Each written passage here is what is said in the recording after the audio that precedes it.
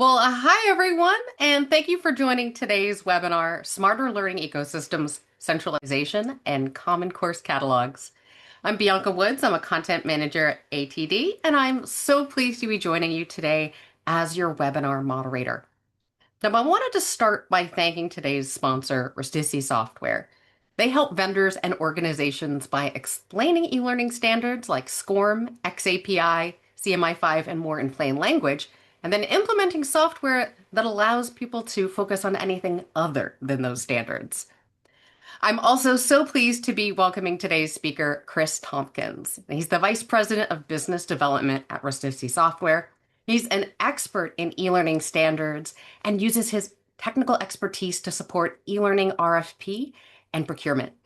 Now, building on previous work at HP Compact and XM Satellite Radio, he's got more than 15 years of experience matching the right technical solution to a client's needs. Now I'm going to pass it over to Chris to get things going. Thanks, Bianca. Really appreciate it. I'm so glad to have a chance to speak with everyone on the call today. And big thanks to ATD, as always, for gathering my favorite group of humans together. If you're here, it's probably because you have some of these similar tools yourselves and some of these different challenges yourself. And I'm here to help understand how these pieces fit together and what you can do in a few key areas that will help you wrangle your content inside of different learning ecosystems and where they are and how you might consider them, the benefits of a centralization strategy, and also some light guidance around what should we all be doing to prepare for the AI changes that are all coming our way. I think everyone can see my screen, so on we go. Why do I get to do this? Well, because there's 65 people standing behind me today, and they are all the experts that make this magic happen. We're mostly in Nashville, Tennessee. We've been doing this one thing for over 20 years, and there are chances that if you're on this call already, you've used our software in some way, shape, or form. We're quietly behind the scenes helping e-learning products play nicely together, and it's a fantastic culture and a fantastic place to work. So, with no further ado, let's kind of explore what we're talking about today. So, let's define learning ecosystems. I know as you walk the hallways at an ATD show, you hear this word. Let's make sure we all understand what it means. We're going to identify the technical considerations when dealing with more than one play button that a learner might have, and where to go looking for those things. How to wrangle some of this madness together, because the world we're in 2025 is not the world we thought we would be in 20 years ago when they were cooking up some of the SCORM standards in the early iterations, and then discuss how some of that's going to fit into modern approaches using AI and some of the exciting things that I think we're all starting to play with and certainly enticed by when we look at what's out in the marketplace. And finally, if you do fall in love with some way to do this and have a new tool and you want to go use it, here's some guidance and tips for getting that purchased and navigated through your own organization. So, 20 years ago, 25 years ago, we always thought there would be one learning management system to rule them all. And on day one of your career at a company, or maybe day one as a student in a school, you are placed into this one learning management system. And it's really convenient because the beginning, middle, and end of everything that you need to take will be done through this one platform. While this makes it very easy to have content and then systems that play it, and then you see a report on the other side, it gets pretty challenging and it becomes kind of hard when we're trying to imagine a way in which corporate systems function. And it starts to look more like this, a constellation of a bunch of people who are pretty focused on building really good learning and training, a concentration of people who are in charge of systems, and this could be your employee portal, this could be your human resource systems, this could be a proper learning management system, or the place you go in the metaverse to train in virtual reality. And then you end up with like our data nerds that every organization has. These are your Power BIs, your Tableaus, your Excel wizards, the folks that are constantly crunching together data, pivot tables, and charts. And each one of these hubs kind of has its own leadership, it has its own ownership. There are things going on in there, and there are some clever ways to start to weave in between all of these things because I don't think we can take this single approach of have one in learning system to rule them all when the reality is that we're in all of these places at once. So we've got a friend who's moved into three different global leading roles, and her quote here is it just stays with me. It resonates with me. You cry, you lose sleep at night, and after a few years, you think you know most of them. Because even when she's showing up at these large training organizations that have done some amazing work over the last 10 or 20 years, she's like, okay, well, do you guys have one learning management system? And they go, yes, they do. And she starts peeling the onion apart and discovers that they don't. And when we do this type of approach and this investigation with large clients, we find that they often have 25 different pieces of software that are related in some way, shape, or form to learning and training. That's your off-the-shelf license libraries that you buy licenses of, your LinkedIn Learnings. It is new fancy authoring tools. Adobe's Captivate Articulate Storyline certainly lead the lion's share of that market. It's the corporate LMS, but you're also doing a little bit of training in this human resources platform, and contractors that come on site can't live in this one, so there's another one over here. And it is never one unified learning place. It is a learning ecosystem. And some of the research we saw here is even becoming dated, and I think the number is increasing, not decreasing, because we're adding AI and a variety of different tools to this list. So if you're sitting here thinking, oh my goodness, my organization has one LMS, I would say take a breath. You might be the exception because almost always there is some little side quest within your organization that takes you into an ecosystem. And once you're there, let's go ahead and just wrangle this because I do not think it is prudent to begin to fight into one LMS to rule them all.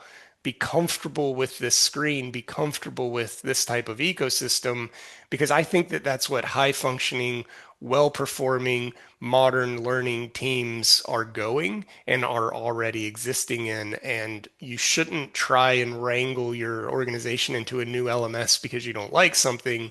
Instead, put your time, money, effort, and energy into living very comfortably in a constellation of products that serve different masters. So I kind of begin to lump all of these different tools that your team could possibly be using into tools that are focused on content, tools that are focused on management, and tools that are focused on data. So on the screen here, we've got some things to define. You've got your traditional e-learning courses, your CBTs, your computer-based trainings, your videos, PDFs, AR, VR games, simulations. These are what a lot of instructional designers spend their career wrangling together and working within. How do I become a better educator? How do I build something that's engaging and moves the needle forward? And then you have your LMS administrators, your librarians at big companies, your human capital management portal. Maybe you're training on some pieces of compliance in, a Workday or an SAP, and you're doing other things for your professional credentialing or your CPE requirements every year if you're in such a type of role. It's even like badging and credentialing. I've seen like contractors that can't go into a job site until they have certain training requirements met within a piece of software. And then finally, you've got like your data folks using Power BI, helping the boardroom understand how are people doing, how are they interacting with our content, what should we be doing that we're not. There's a lot going on and moving around in that space. And these folks get really excited about XAPI and some of the standards that I know a ton about because they are trying to grab a pie chart out of a sneeze of data that lives inside of a bunch of different systems. And these type of data plumbers can be my favorite humans, but also the most challenged in this space when it comes to how do we show an ROI of our learning. Acronym soup. On the right-hand side, we've got standards. I love these. I serve on two different IEEE boards that are pushing XAPI and CMI5 forward. If you're interested in that type of stuff, hey, you're my people, and I'd love to get you more involved. But AICC is an aviation standard. It is a beginning, a middle, and end, and an assessment, one of the earliest e-learning standards on the planet. You have SCORM, SCORM, the Shareable Content Object Reference Model. Almost no other human will ever spell it out for you like that. SCORM is a modern e-learning course, and of every standard on this list, SCORM 1.2, the oldest one out there, is the most common in the world, and that is okay from the guy trying to move on to something different.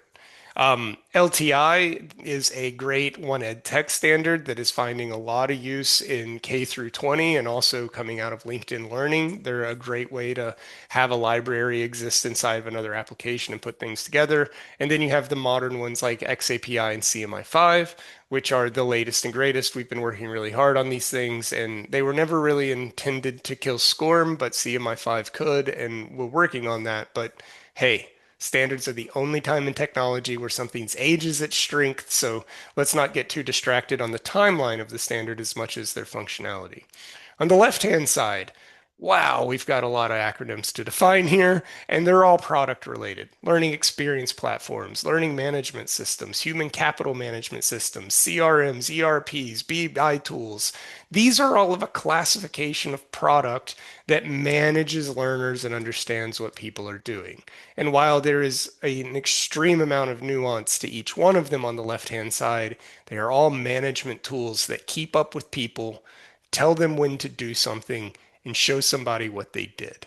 And I think it's normal for an organization to both use a variety of products that you see on the left-hand side and a variety of standards on the right-hand side to get it all plugged together and working nicely.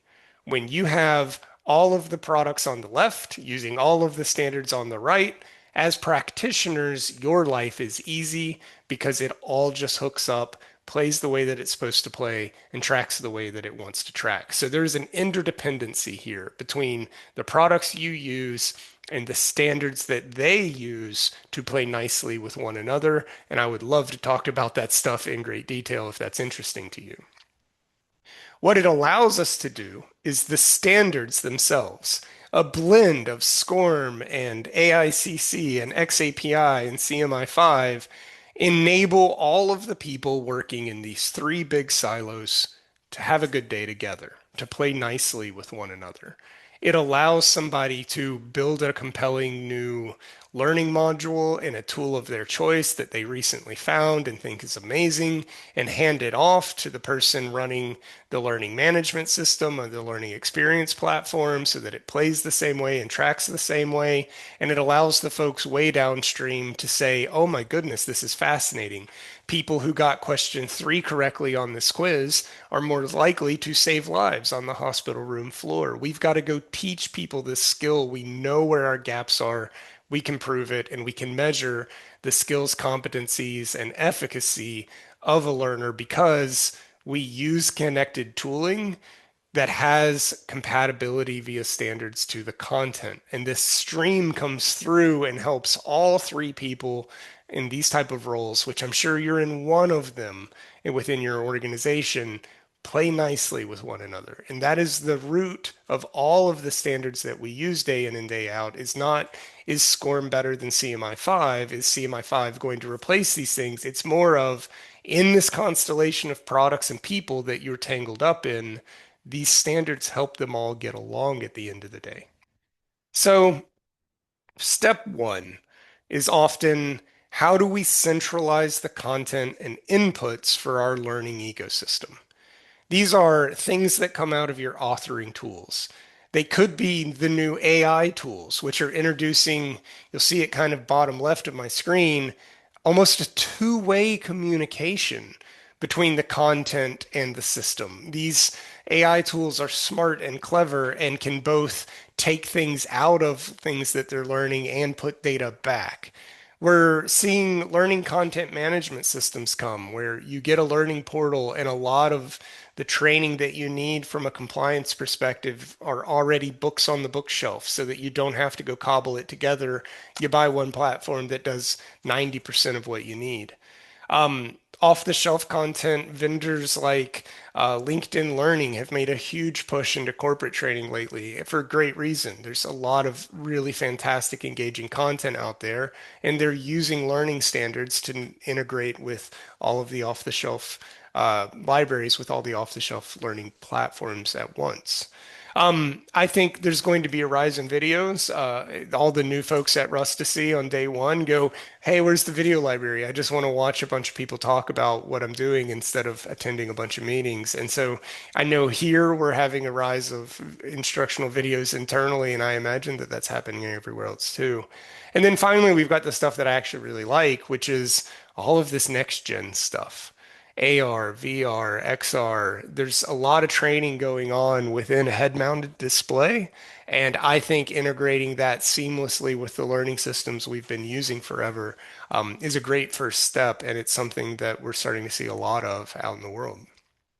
If you take all of these different training methods and you put them all into a central library, this allows your content team to have centralized version control.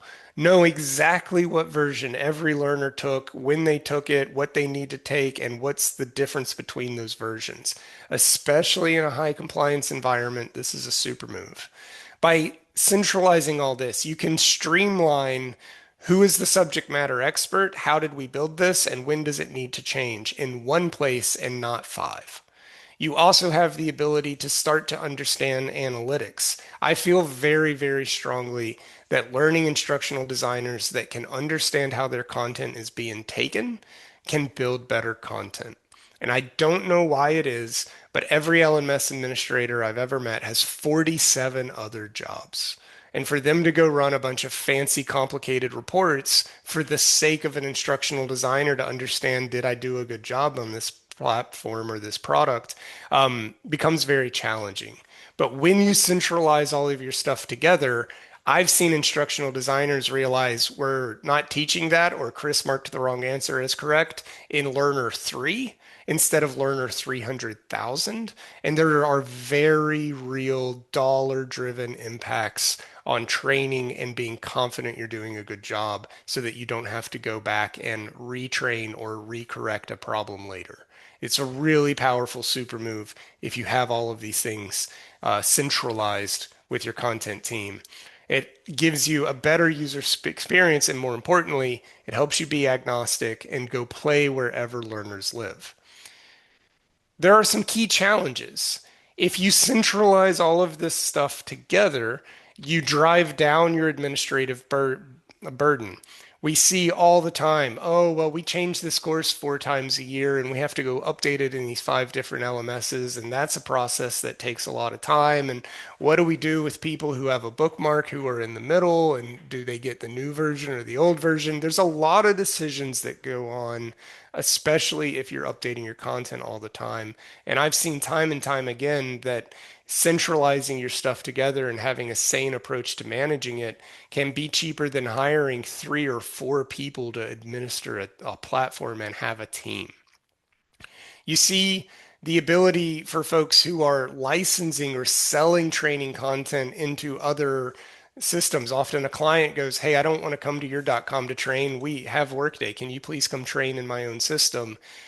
Having the ability to restrict or block access to sell things on a course by course or a seat basis to remotely administer into another LMS can help folks sell content, manage licenses, grow their business in really elegant ways.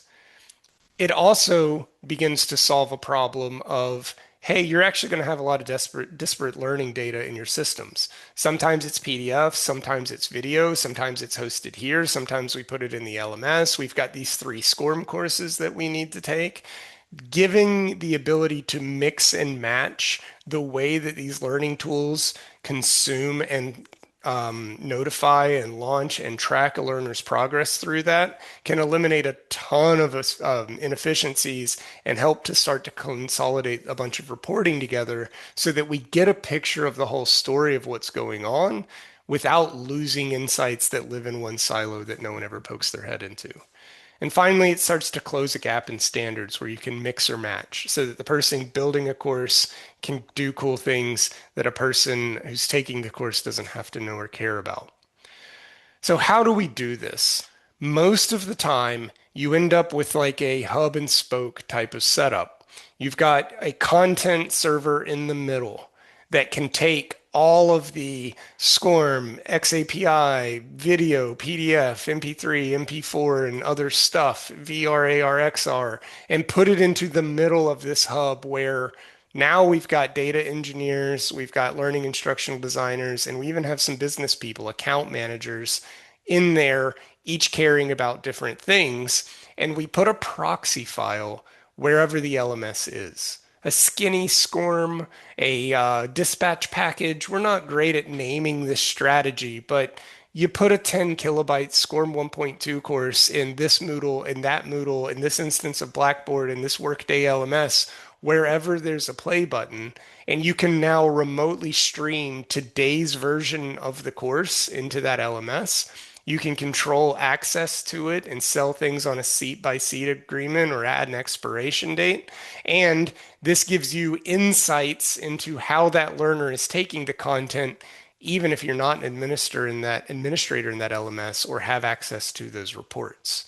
So this becomes a really insightful and clever way to play in an ecosystem from one central library without worrying too much about where do my learners live and what is their platform like.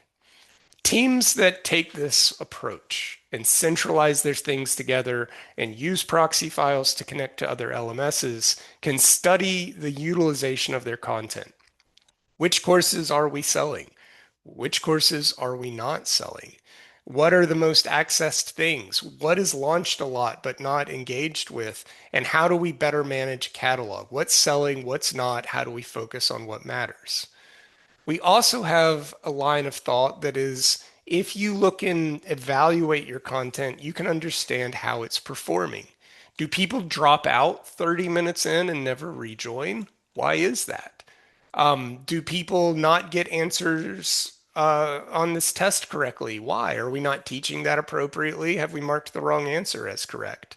Are we getting any feedback from our learners to give to our instructional designers, and are they receiving it?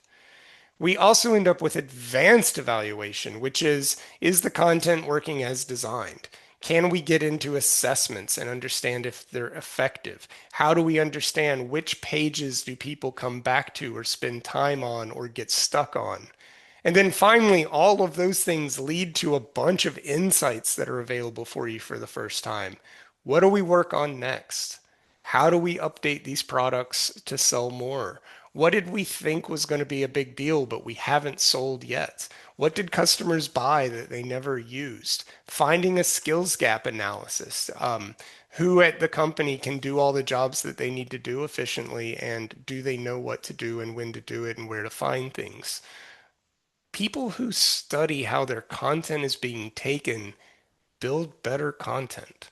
And without that feedback loop, you're going to have to either become an LMS administrator and be able to run your own reports, or you're going to take the centralized approach to doing these things so that you can start to have these different analytical paths to build better materials.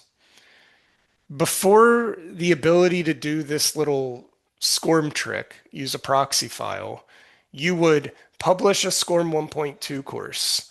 And somebody somewhere on the instructional design side would be like, yeah, but I want to do a nonlinear path. I want to have a pre-test and a post-test, and I want it to do these fancy things. So you end up building a SCORM 2004 course because it's the right tool in the toolbox to do such a thing, but that doesn't play well in a SCORM 1.2 only LMS. And so now we're back to delivering watered down content and we can't go do the fancy things. But one of the magic pieces within this tool set is that using this type of approach allows an instructional designer to use whatever tool they want, output as whatever standard they want for whatever reason they need to, and we can still play it through the most basics of LMSs. So we can version the course into one spot. We can change the version of the course every day if we feel like it. We can have all of the data being fed by the various authoring tools and AI platforms and off-the-shelf content that your organization is buying. And we can stick it into the learning management systems and the LCMSs and the employee portals that you have in content formats that work well for those platforms. And we will launch the advanced content magically through what appears to be a basic player. So there are some really clever ways that haven't existed forever for us to go do some of this stuff to remove the complexity of living in a learning ecosystem and help your team focus on delivery of good stuff, understanding how people are doing it, and evolving it to be better tomorrow. This gives us a single source of truth for all of our content and AI tools. So why this is important is that I think we're all in a moment right now of like, well, how should I be using AI? And step one for a lot of the good ideas, which are like we could have an AI chatbot, we could have our own little thing we could talk to. Learners could just come here just in time, and maybe we put a little computer on the screen right here so that they can ask it questions about using this piece of machinery. And all of that data, these AI helpers that are coming, need to be trained themselves on all of your existing materials. And I can assure you that almost every AI tool we bump into struggles with opening a SCORM package. It struggles with a lot of the bespoke e-learning content that's out there. And having a single library is going to help us point our AI tools at that one library to say, this is a source of truth for us. This is all of our modern training materials that we're trying to teach humans how to do. Let's go teach our AI about it too. So starting with a centralized approach will make that transition much more simple, easy, and comprehensive. It gives us an extended enterprise moment. This is the opportunity. We have a client who, Valvoline, they sell oil training to facilities that change oil. And they've discovered that if we can train dealerships and quick lube stations on the value of Valvoline products within the learning management systems that those places already have, they can actually drive consumption. They can drive the oil that gets put in cars. They're basically training inside of somebody else's system for the benefit of both the technician and the brand. We have compatibility across platforms. No one on this call will ever have to worry like about SCORM again. These tools can just manage those technical standards and difficulties seamlessly without humans really needing to get involved. It can help us leverage reports that are off the shelf for these centralized products without having to worry about, does this LMS even have question and answer results that I can see? You don't have to worry about some of that stuff. These tools have them. Come here, worry less about the LMS. Let's focus on how to build better content.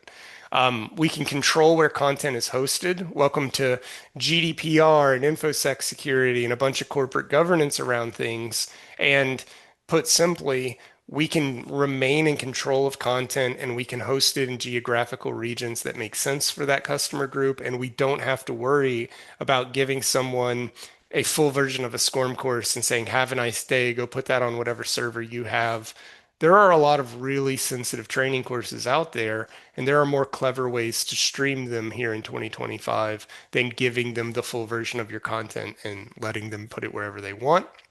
And finally, we see all the time a lot of really cool use cases where we centralize content together. And what I mean by that is that with that centralization strategy, you can migrate between learning management systems. I see teams moving LMSs a lot. And one of the real challenges they have is that there is this world of, we have to keep training. We have new people onboarding. We have new projects that we need to manage. We're in LMS number one here, and we're going to LMS number two. But there's always this moment where a learner is kind of living in two systems at once. And for compliance purposes, it's very important for us to make sure that we have learning records across those two different systems. And if you have a centralized hub, what LMS you're using doesn't matter as much. We can see an individual learner's journey between LMS number one and LMS number two so that we can report up for compliance or board level discussions. Hey, I am 100% sure everybody has finished this course, even though I have records in two different systems at the moment. LKQ is a really cool case study. I mentioned Valvoline earlier. LKQ is a parts breaker. They, sell car parts. And they are a global multinational organization with learners living in a lot of different LMSs and learners living in many different languages around the world. And they use Content Controller to centralize the management, simplify the language that that course is published into, and put one safety course in an LMS that when a learner launches, they select the version that suits them best. In this case, it's I need an English version or a Spanish version or a Chinese version of this course. And in their LMS, it just says, hey, you've finished compliance course 1, 2, 3, 4. But on the LKQ side, they actually have 40 different courses that they could have taken, and they are mapping it simply into one LMS's result. It unifies training requirements. It helps a lot with compliance and site access, and it saves a ton of human hours in administration and management of that learner's journey through the required materials. It saved the cost of two people working full time. It scaled their program from 16,000 to 46,000 learners. It reduced their support tickets by 90%, and they moved between one LMS to another in 2 weeks, which was way faster than the 3 months that their vendor thought it would take. So, real dollars, real impact, real simplification, but more importantly, everybody had a better experience from the people building the content to the people taking it. And that's all we really want at the end of the day when it comes to learning moments. You get this small moment in time to train somebody. Having a smooth and easy experience through it is super valuable. When you layer on two salaries and a bunch of human time, hey, this is a really big win for everybody involved. So I hinted twice already about getting ready for AI. And I think this content centralization strategy becomes really, really, really important if your teams are thinking about that. Because step one is you have to gather all of your training materials into one spot anyway. How do we pull what's in those learning assets out and feed it to an AI agent in a way that makes tangible sense? And one of the real challenges is you need to be able to open the library of training materials that your organization has been building, maintaining, curating, and delivering for years. And it will be a collection of assets that are not uniform. Some will be in SCORM 2004, some will be in SCORM 1.2, some will be in AICC. Maybe you have AR, VR, XR, and videos and PDFs. There are assets all over the place that need to be consolidated. And I assure you that your basic chat GPT can't today open a SCORM AICC XAPI package and even give you a transcript of what's inside it. There are really hard problems within the SCORM file around how those assets are organized.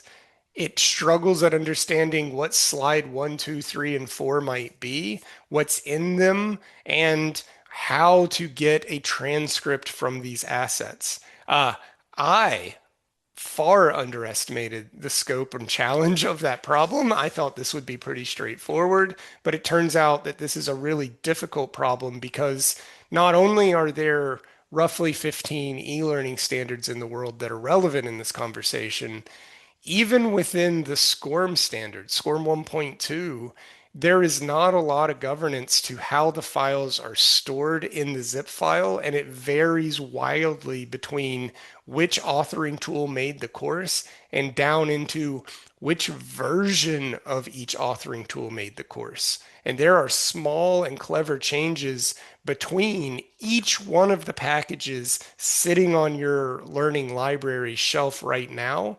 And being prepared and having clever tools that can open these things, get a transcript out of them, create proper metadata like titles and blurbs and questions and assessments and skills and tagging and competencies.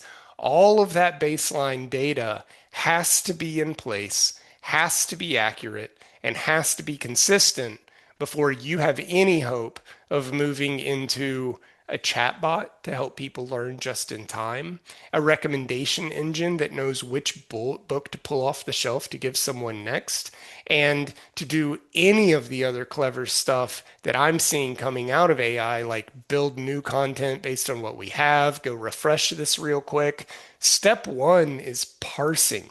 Step one is opening the books and having your AI read all of them. And I don't think any of us were prepared for how difficult that can be in a SCORM world.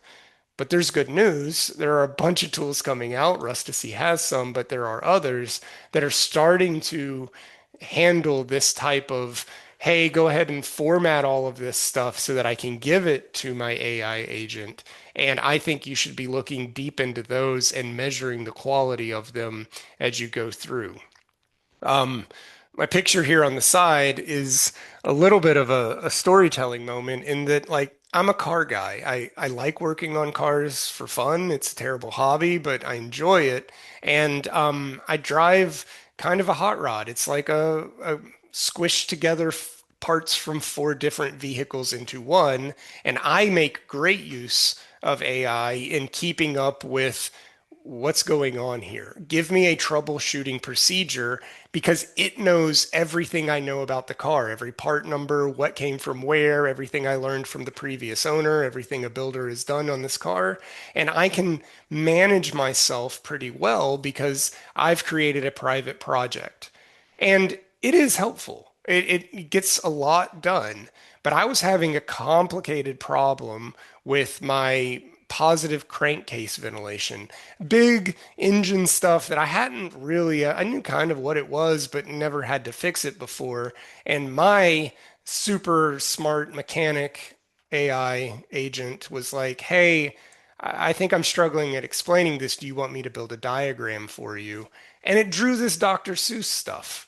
And you probably know very little about positive crankcase ventilation, but I think we can all immediately agree that this is not helpful.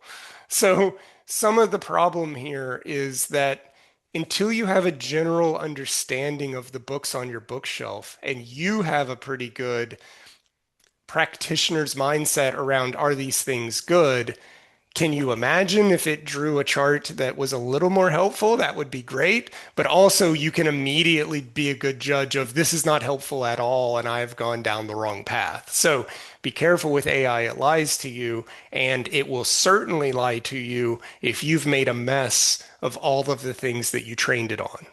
So be careful, be prudent, check your homework, do your things, but also focus on making sure the books on the bookshelf are getting into your AI agent in the right ways and that that information is accurate because it will compound and make problems down the road that you might not be aware of.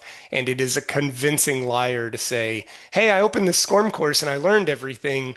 Ask it a lot of questions because I assure you it is not easy. And I assure you it takes special tools to be able to parse all of these things properly. If you do, if we can get the books off the bookshelf and into an AI system of choice, you can build interactive AI learning objects, chatbots, conversational tools that a person can just start asking questions about your organization's learning and training, much like I ask it questions about my car. Hey, give me a troubleshooting procedure for XYZ. And it's clever enough to walk me through the steps so that I can kind of use my own intuition to figure out what's going on in there.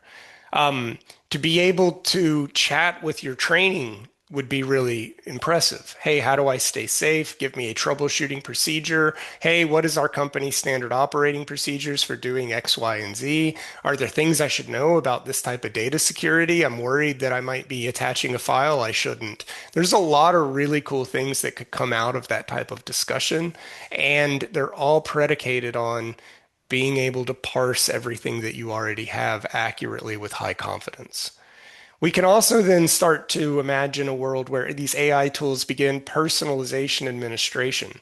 What I mean by that is having somebody who's tracking kind of how you're learning and how you're doing and how many hours you've spent on it today and saying, hey, that's enough for right now. Your brain can't hold anymore. Let's meet back tomorrow and train a little more. And when it comes back tomorrow, it might know not only what are your compliance obligations for being a new hire, but also, hey, here's how you kind of answered some of these things. Let me tailor and remediate things you're not any good at, and also skip the things that you already know and have a non-linear path through learning that is tailored for the type of person, attention span, time available, compliance requirements, and CPE needs all at once.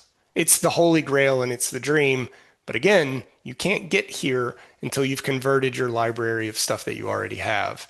And then finally, it starts to unlock generative data. I've seen a lot of really cool tools build compelling e-learning on the fly, transcribing a lot of information and then putting it into another AI tool that has avatars that casually read and talk about it like they're humans, and putting all of that into a SCORM file that then goes into an LMS.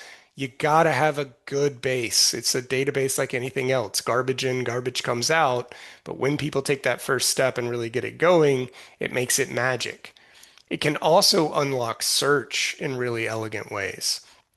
Here at Rusticy, we do this, and our agents are smart enough to know, hey, I need to find the word dog. And not only will it find the word dog in 10,000 e-learning courses, but it's also smart and clever enough to say, well, here's also some courses that are on canines that talk about leashes, and here's every mention of walkie, because Chris likes to take his dog for walkies.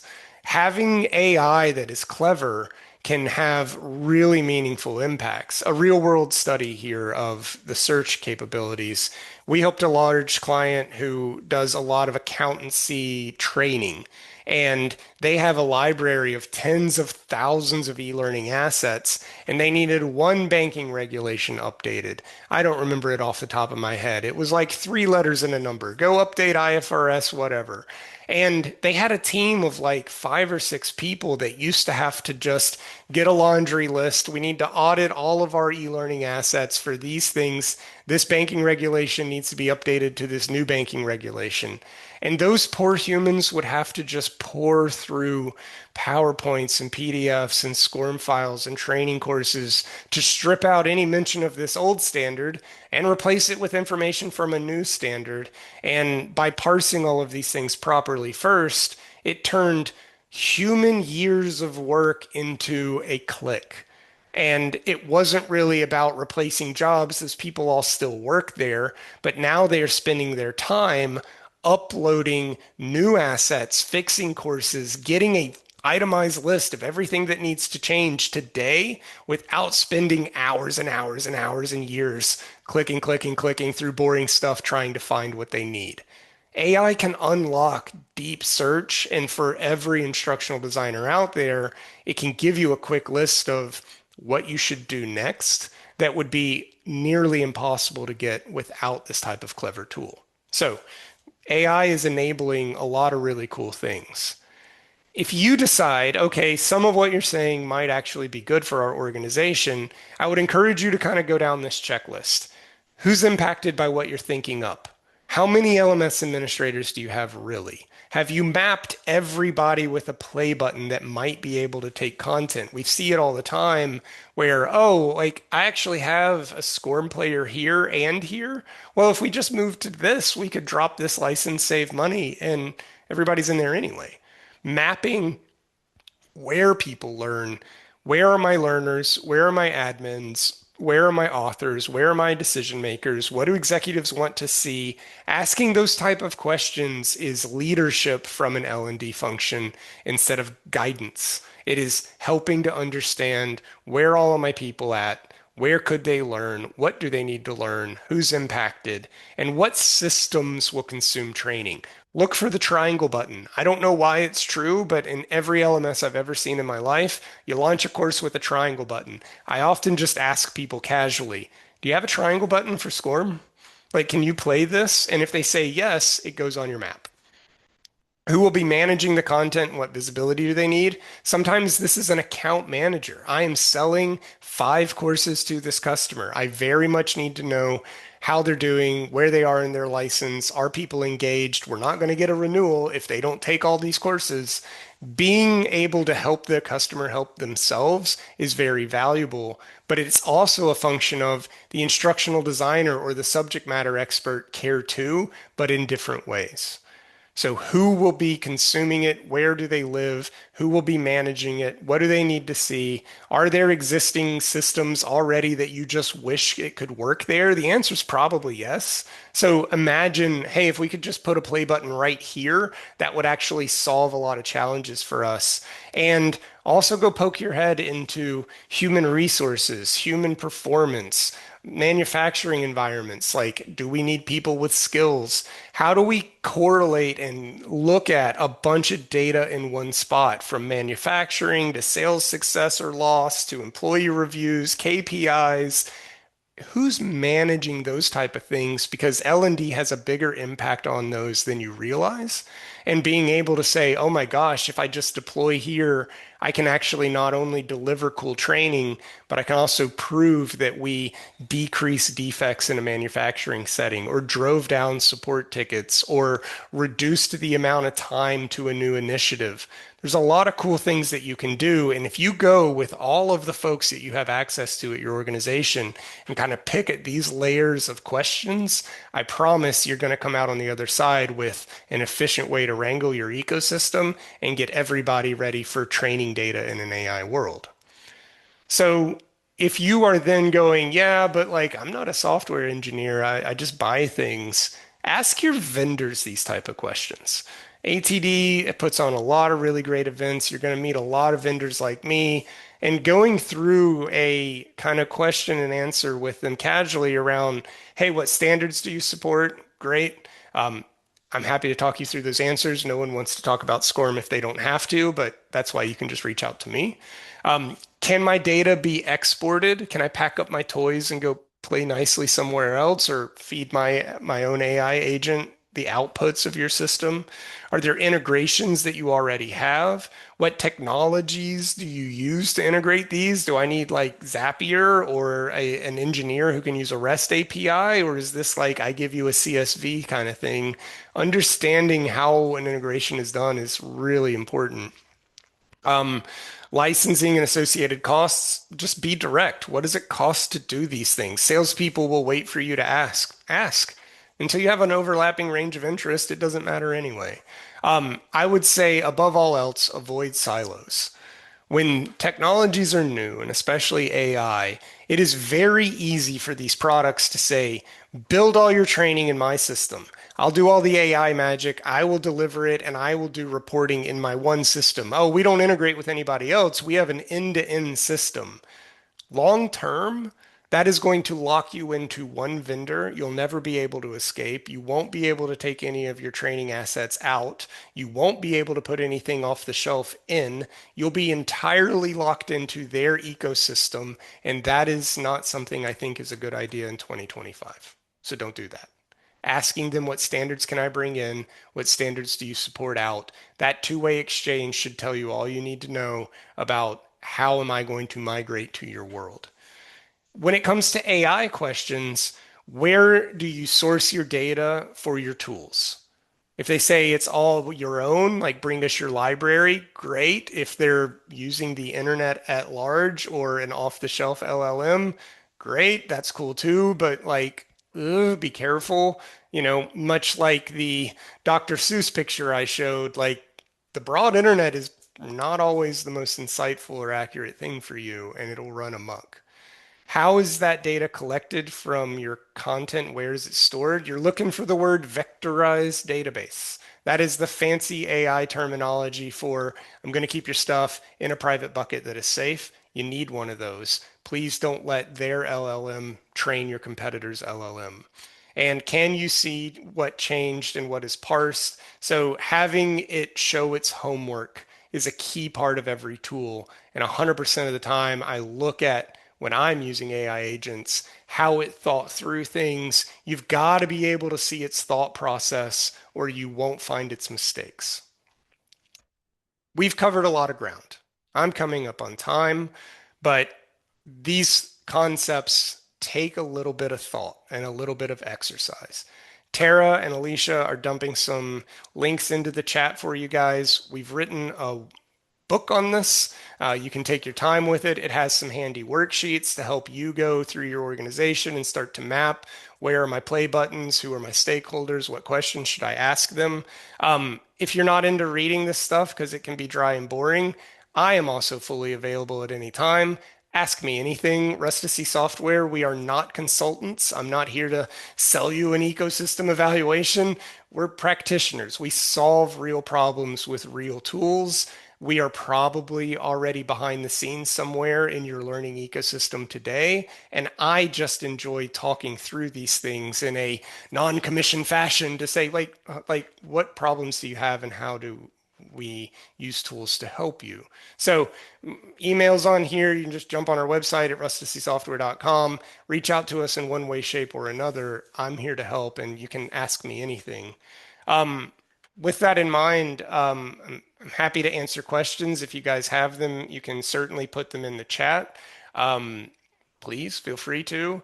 I do have one here at the top that says, my biggest gap is in identifying who I need to work with to connect the data from different areas. What specific job role usually does this?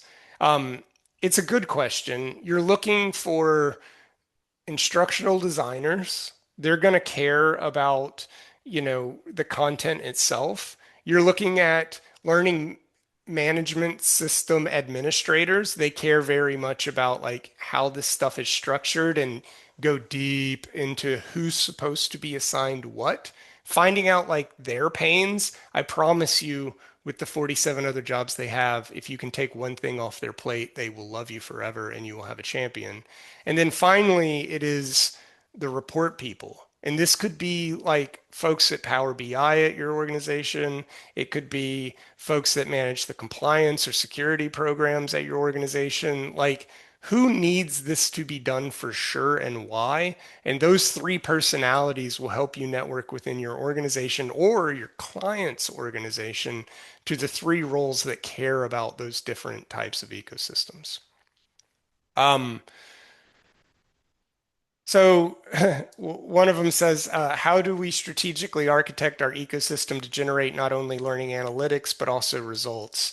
You know, the difference there for me, learning analytics is how are people engaged in the content? Oh, no one ever took the Spanish version before. We spent tens of thousands of dollars localizing and building multilingual learning programs, but literally no humans on Earth have ever taken them. So, like, should we be spending that money?